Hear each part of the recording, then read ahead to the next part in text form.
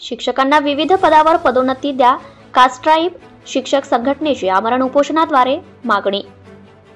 दिनांक 5 सप्टेंबर आज शिक्षक दिनाच्या पार्श्वभूमीवर परभणी जिल्हा कास्ट्राईब शिक्षक संघटनेच्या वतीने जिल्हाधिकारी कार्यालय समोर आमरण उपोषणाला सुरुवात करण्यात येत आहे। सकाळी डॉक्टर बाबासाहेब आंबेडकर यांच्या प्रतिमेचे पूजन करून उपोषणाला सुरुवात करण्यात आली। या उपोषणाच्या संदर्भाने शिक्षक बांधवांनी शासनाकडे आपल्या विविध प्रलंबित मागण्या, ज्यामध्ये प्रामुख्याने शिक्षकांच्या पदोन्नतीबाबत, निवड श्रेणी देण्याबाबत संघटनेकडून अनेक वेळा निवेदन व विनंती केली, त्यानंतरही फक्त आश्वासने दिली जातात। मात्र शिक्षकांचे पदवीधर शिक्षक, उच्च श्रेणी, मुख्याध्यापक, ज्येष्ठ शिक्षक, विस्तार अधिकारी, कनिष्ठ शिक्षक विस्तार अधिकारी, केंद्र प्रमुख या पदांची पदोन्नती प्रक्रिया अद्यापही राबवली जात नाही। ही प्रक्रिया तातडीने राबवण्यात यावी आणि शिक्षकांना न्याय मिळवून द्यावा अशी मागणी कास्ट्राईब शिक्षण संघटनेच्या वतीने करण्यात आली आहे।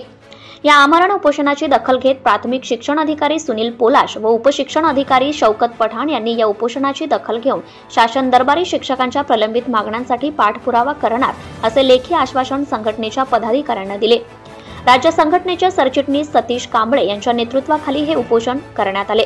सदरील आमरण उपोषणाला जिल्हाध्यक्ष दीपक पंडित, जिल्हा कार्याध्यक्ष संभाजी वागतकर, जिल्ह्याचे संघटनेचे नेते अण्णासाहेब जगदाळे, जिल्हा सरचिटणीस दादाराव ताजने, मराठवाडा उपाध्यक्ष राजू अंभोरे, मराठवाडा उपाध्यक्ष जयदत्त बडेरा, जिल्हा कोषाध्यक्ष विशाल प्रधान, जिल्हा सहसचिव राजू कांबळे, गंगाखेड तालुकाध्यक्ष अमरदीप मस्के, पाथरी तालुका अध्यक्ष राम घटे, परभणी तालुकाध्यक्ष प्रकाश पंडित, परभणी तालुका सचिव देवानंद फुलवर, मधुकर घनसावंत, तालुका सचिव सुनील शंखपाळे, मराठवाडा विभागीय कर्मचारी अध्यक्ष नितेश शिराळे यांच्यासह इतरही पदाधिकाऱ्यांची उपस्थिती होती।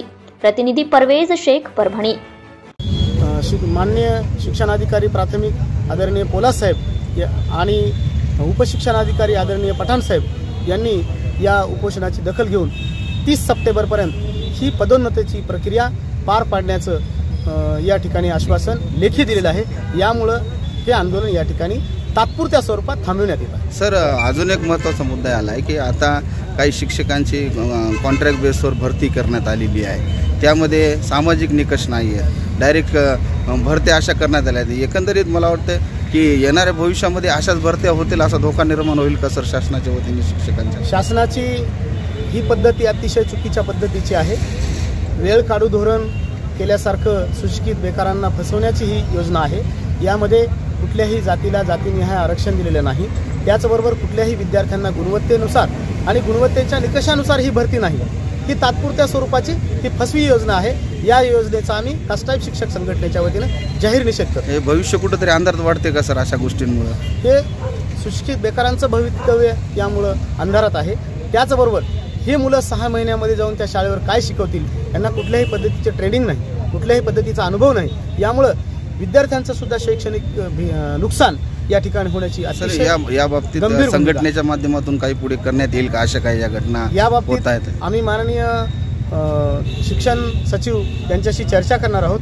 त्याचबरोबर मंत्रालय स्तरावर या बाबतीत बैठक आयोजित करण्यात येणार आहे आणि त्या बैठकीमध्ये हा मुद्दा लावून धरून जर शासनाने ही योजना नाही थांबवली तर या विरोधामध्ये आंदोलन करण्याचं निश्चित करण्यात आले आहे।